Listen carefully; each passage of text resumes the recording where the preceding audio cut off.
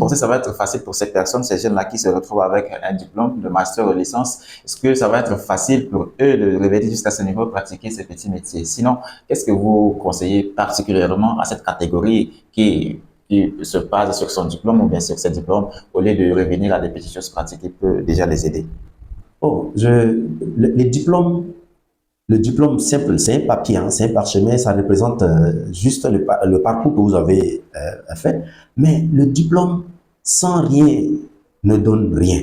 Donc, en attendant, le diplôme est là, j'ai un master, j'ai un doctorat, j'ai une maîtrise, j'ai une licence, mais sans rien, qu'est-ce que ça va donner?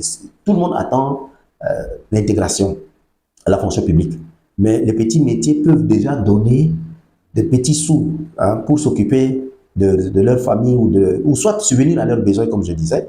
Donc, ces petits métiers sont vraiment conseillés. Bon, l'école, quelquefois, ça n'a pas été bien orienté et on va tous dans cet enseignement général comme ça. Mais les petits métiers, normalement, un enfant doit apprendre d'abord ces petits métiers-là avant d'aller poursuivre ses études. Quand il va dans les études, il fait le soir, quand il est libre, il court, c'est-à-dire il fait une petite couture pour avoir petit 500, 100 francs, subvenir à ses besoins en attendant, hein, ou au lieu d'attendre les parents. Donc, les enfants, normalement, doivent apprendre ces petits métiers-là, c'est nécessaire. Hein, ça leur donne de quoi à manger, de quoi subvenir à leurs besoins en attendant les grandes choses. Parce que Dieu bénit les petits commencements. Dieu bénit ces petits métiers-là. Dieu bénit quand tu es fidèle et que tu es bien dans les petits métiers ou dans les petits commencements, Dieu va te bénir et il te donnera le grand après. D'accord, merci. Quel est le secret pour réussir dans les affaires lorsqu'on est chrétien?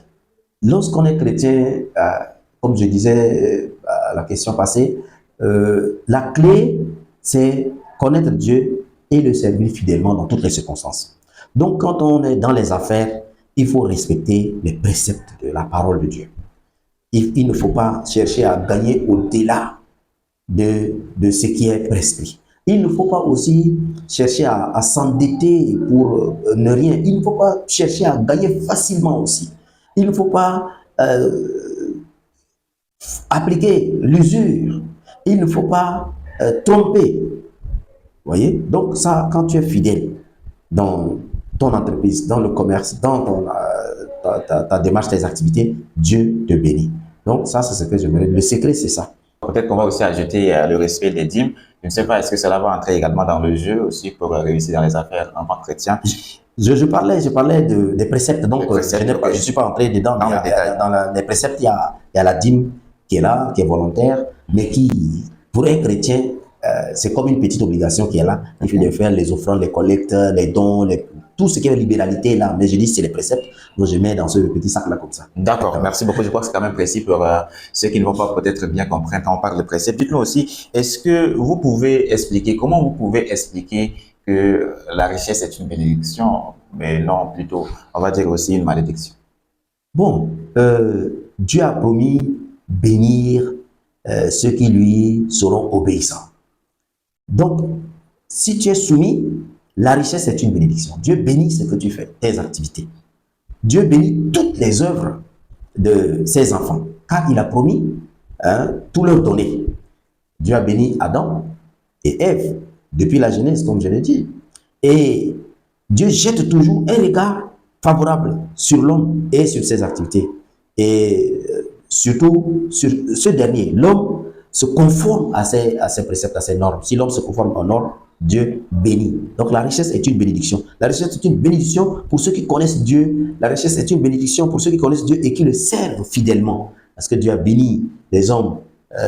Dans la Bible, Dieu a béni les hommes de ces hommes. Il les a bénis parce qu'il leur a donné la richesse. La richesse est une bénédiction pour ces hommes. Nous pouvons citer Salomon, Job et autres dans la parole de Dieu.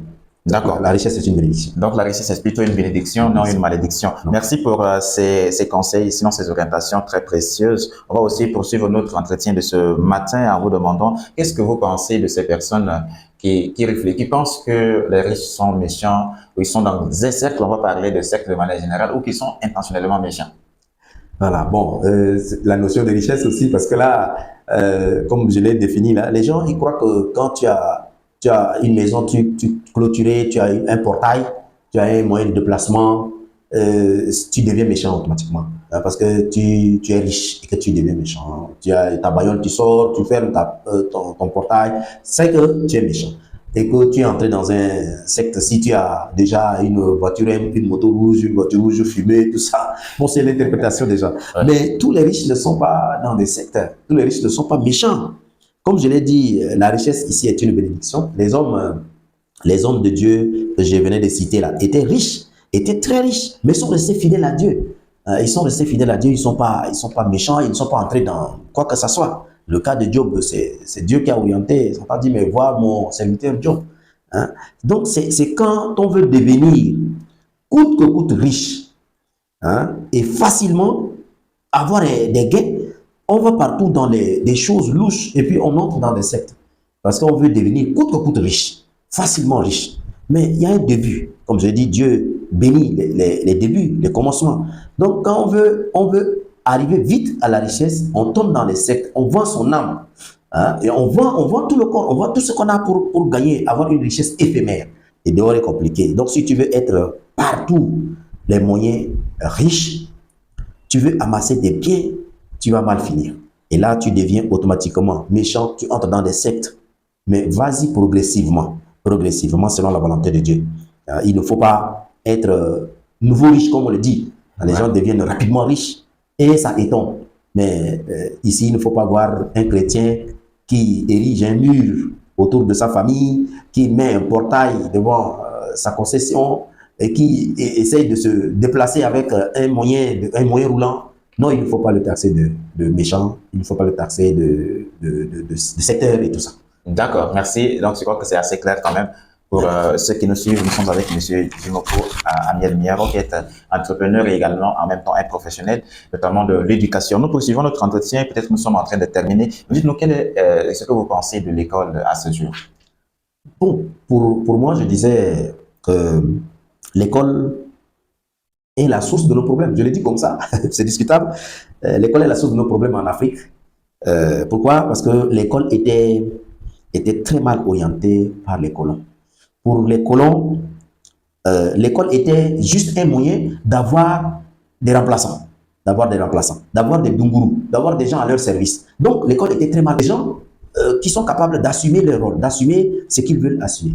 Donc, on est versé dans l'enseignement général. On est versé dans l'apprentissage du français. Donc, l'école était très mal orientée. On doit revoir le système éducatif en Afrique et au Tchad et réorienter nos enfants au lieu de les mettre ou de rester dans l'enseignement général. Comme si on était encore en 1962, en 1960.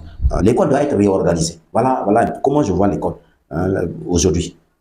Ça, c'est ma pensée, c'est mon point de vue. D'accord. Pour être discuté. D'accord.